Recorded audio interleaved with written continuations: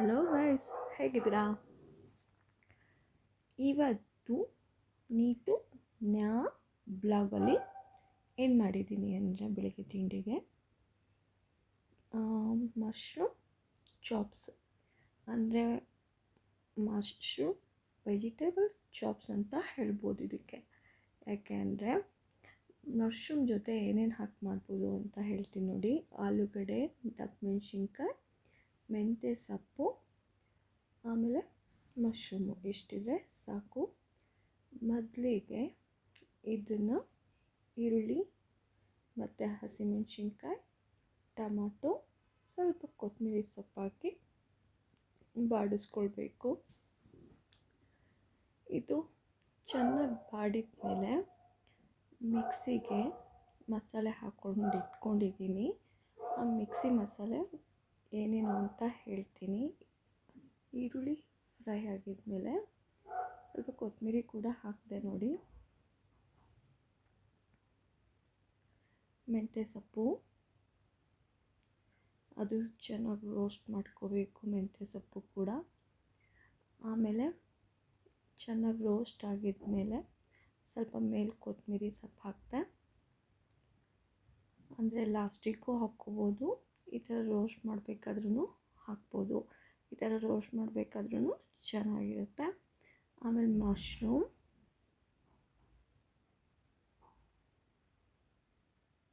ಒಂದು ಬಾಕ್ಸ್ ಇತ್ತು, ಅಷ್ಟು ಫುಲ್ ಹಾಕಿದ್ದೀನಿ. ಒಂದು 5 ಜನಕ್ಕಾಗುತ್ತೆ ಅಷ್ಟು ಹಾಕಿದರೆ. ಆಮೇಲೆ ಅದು ಚೆನ್ನಾಗಿ ಬಾಡಿಸಿದ್ಮೇಲೆ ಸ್ವಲ್ಪ ಎಣ್ಣೆಲಿ ಅದು ಬಾಡಿಸ್ತೀವಲ್ವ, ಅವಾಗ ಸ್ವಲ್ಪ ನೀರು ಬಿಟ್ಕೊಳ್ಳುತ್ತೆ. ಆ ಥರ ನೀರು ಬಿಟ್ಕೊಳ್ಳೋ ಟೈಮಲ್ಲಿ ಹುರಿದಿಟ್ಕೊಂಡಿರೋ ಆಲೂಗಡ್ಡೆ, ಅಂದರೆ ಕಟ್ ಮಾಡಿ ಎಣ್ಣೆಲಿ ಹುರಿದಿಟ್ಕೋಬೇಕು ಆ ಆಲೂಗಡ್ಡೆ ಇದು. ಆಮೇಲೆ ಅದು ಚೆನ್ನಾಗಿ ಬಾಡಿಸಿದ್ಮೇಲೆ ದಪ್ಪ ಮೆಣಸಿನ್ಕಾಯಿ, ಅದು ಎಣ್ಣೆಲಿ ರೋಸ್ಟ್ ಮಾಡ್ಕೊಂಡಿದ್ದೀನಿ. ಆಲೂಗಡ್ಡೆ ಮತ್ತು ದಪ್ಪ ಮೆಣಸಿನ್ಕಾಯಿ ಮೊದಲೇ ರೋಸ್ಟ್ ಮಾಡಿ ಇಟ್ಕೊಂಡಿದ್ದೆ, ಹಾಗಾಗಿ ಅದು ಕೂಡ ಹಾಕಿದೆ. ಮಶ್ರೂಮ್ ರೋಸ್ಟ್ ಮಾಡೋದು ಬೇಡ, ಯಾಕೆ ಅಂದರೆ ತುಂಬ ಚಿಕ್ಕದಾಗುತ್ತೆ ರೋಸ್ಟ್ ಮಾಡಿದಾಗ. ಹೇಗೂ ನಾವಿಲ್ಲಿ ದಮ್ ಮಾಡ್ತೀವಲ್ವ, ಆವಾಗ ಅದು ಚೆನ್ನಾಗೇ ಫ್ರೈ ಆಗುತ್ತೆ. ಹಾಗಾಗಿ ನಾನು ಹಸಿನೇ ಬಿಟ್ಕೊಂಡಿದ್ದೆ, ಫ್ರೈ ಮಾಡ್ಕೊಂಡಿಲ್ಲ. ಆಮೇಲೆ ಸ್ವಲ್ಪ ಧನಿಯಾ, ಆಮೇಲೆ ಸ್ವಲ್ಪ ಅರಿಶಿನ, ಆಮೇಲೆ ಸ್ವಲ್ಪ ಉಪ್ಪು ಇಷ್ಟು ಚೆನ್ನಾಗಿ ಹಾಕಿ ಅದು ಕೂಡ ಚೆನ್ನಾಗಿ ಬಾಡಿಸ್ಕೋಬೇಕು. ಇದು ಬಾಡ್ತಾ ಇರಬೇಕಾದ್ರೆ ಇದಕ್ಕೆ ಮಸಾಲೆ ರೆಡಿ ಮಾಡ್ಕೊಂಡಿರೋದು ಹೇಳ್ತೀನಿ. ಚಾಪೀಸ್ ಮಸಾಲೆಗೆ ಸ್ವಲ್ಪ ತೆಂಗಿನಕಾಯಿ, ಬೆಳ್ಳುಳ್ಳಿ, ಶುಂಠಿ, ಮೆಣಸು, ಒಂದು ಸ್ವಲ್ಪ ಲವಂಗ, ಸ್ವಲ್ಪ ಚಕ್ಕೆ, ತುಂಬ ಕೊತ್ತಂಬರಿ ಸೊಪ್ಪು, ಆಮೇಲೆ ಕರಿಮೆಣಸು, ಒಂದು ಟೊಮಾಟೊ ಇಷ್ಟು ಹಾಕ್ಕೊಂಡು ಮಸಾಲೆ ರುಬ್ಕೊಂಡಿಟ್ಕೊಂಡ್ರೆ ಸಾಕು. ಇಷ್ಟು ಮಸಾಲೆನ ಇದಕ್ಕೆ ಹಾಕಬೇಕು. ನಾನು ಗ್ರೈಂಡ್ ಮಾಡಿ ಇಟ್ಕೊಂಡಿದ್ದೆ, ಸ್ವಲ್ಪ ತೆಂಗಿನಕಾಯಿ ಕೂಡ ಹಾಕಿದ್ದೀನಿ. ಇದು ಗ್ರೈಂಡ್ ಆಗಿದ್ಮೇಲೆ ಇದು ಹಾಕಿ, ಆಮೇಲೆ ಒಂದು ಸ್ವಲ್ಪ ನೀರು ಹಾಕಿ, ಅಂದರೆ ಮಸಾಲೆ ರುಬ್ಕೊಂಡಿದ್ರಲ್ಲಿ ಸ್ವಲ್ಪ, ತುಂಬ ಬೇಡ, ಮಿಕ್ಸಿಲಿ ನೀರು ಹಾಕ್ಕೊಂಡು ಸ್ವಲ್ಪ ನೀರು ಹಾಕ್ಕೊಳ್ಳಿ. ನಿಮಗೆ ಎಷ್ಟು ಗಟ್ಟಿ ಬೇಕು, ಎಷ್ಟು ತೆಳ್ಳ ಬೇಕು ಅದು ನಿಮಗೆ ಬಿಟ್ಟಿದ್ದು. ಅದು ಹಾಕ್ಬಿಟ್ಟು ಅಂದರೆ ಕುದಿಯೋಕೆ ಬಿಡಿ. ಕುದಿ ಅದು ಒಳಗಿರೋ ದಪ್ಪ ಮೆಣಸಿನ್ಕಾಯಿ, ಆಲೂಗಡ್ಡೆ ಅದು 50% ಬೆಂದಿರುತ್ತೆ. ಇನ್ನೊಂದು 50% ಮಾತ್ರ ಅಂದರೆ ದಮ್ ಮಾಡಬೇಕು, ಬೇಯಿಸ್ಬೇಕದು. ಪ್ಲೇಟ್ ಮುಚ್ಚಿ ಒಂದು 50 ನಿಮಿಷ, 50 ನಿಮಿಷ ಅಂದರೆ 50% ಆಗಿರುತ್ತೆ, 50 ನಿಮಿಷ ಬೇಡ, ಒಂದು 5 ನಿಮಿಷ ಸಾಕು. 5ರಿಂದ 10 ನಿಮಿಷ ಪ್ಲೇಟ್ ಮುಚ್ಚಿ ಬೇಯಕ್ಕೆ ಬಿಟ್ಬಿಡಿ ಸಾಕು. ಎಷ್ಟು ಬೇಕು ಅಷ್ಟು ಚೆನ್ನಾಗಿ ಬೆಂದಿರುತ್ತೆ. ತುಂಬ ಕೂಡ ಬೇಯಿಸೋದು ಬೇಡ, ಅಂದರೆ ಮೀಡಿಯಮ್ ಬೇಯಿಸ್ಕೊಂಡ್ರೆ ಸಾಕು, ನೀಟಾಗಿ ಫುಲ್ ಬೆಂದಿದೆ ತಿನ್ನೋ ಥರ.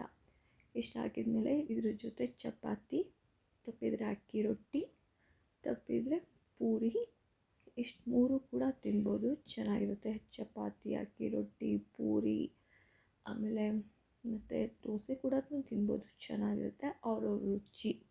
ಆದರೆ ನಾನು ಇದಕ್ಕೆ ಚಪಾತಿ ಮಾಡ್ಕೊಂಡಿದ್ದೆ.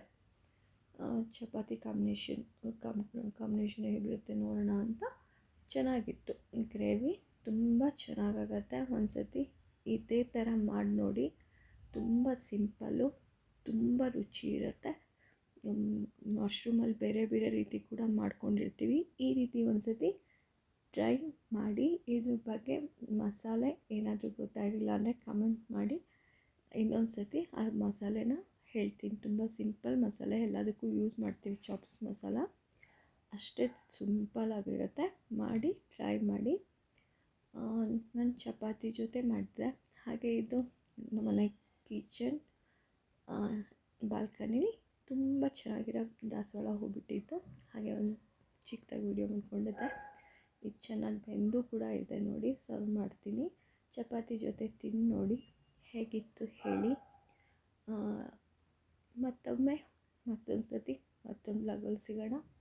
ನನ್ನ ಬ್ಲಾಗ್ ಆದಷ್ಟು ಕೂಡ ನೀವು ಶೇರ್ ಮಾಡಿ, ಇಷ್ಟೇ ಕೇಳ್ಕೊಳ್ಳೋದು. ಅಂದರೆ ಶೇರ್ ಮಾಡಿದ್ರೆ ನಾನು ಬೇರೆ ಬೇರೆ ವಿಡಿಯೋ ಕೂಡ ಹಾಕ್ಬೋದು. ಹಾಗಾಗಿ ಆದಷ್ಟು ಶೇರ್ ಮಾಡಿ. ಇಷ್ಟ ಆದರೆ ಶೇರ್ ಮಾಡಿ, ಇಷ್ಟ ಆಗಿಲ್ಲ ಅಂದರೆ ಹಾಗೆ ಬಿಡಿ, ಪರವಾಗಿಲ್ಲ. ಮತ್ತೊಂದು ಸತಿ ಸಿಗೋಣ.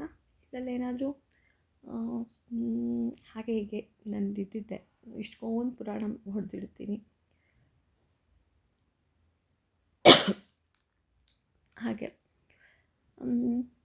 ನೋಡಿ, ಇಷ್ಟ ಆದರೆ ಫಾರ್ವರ್ಡ್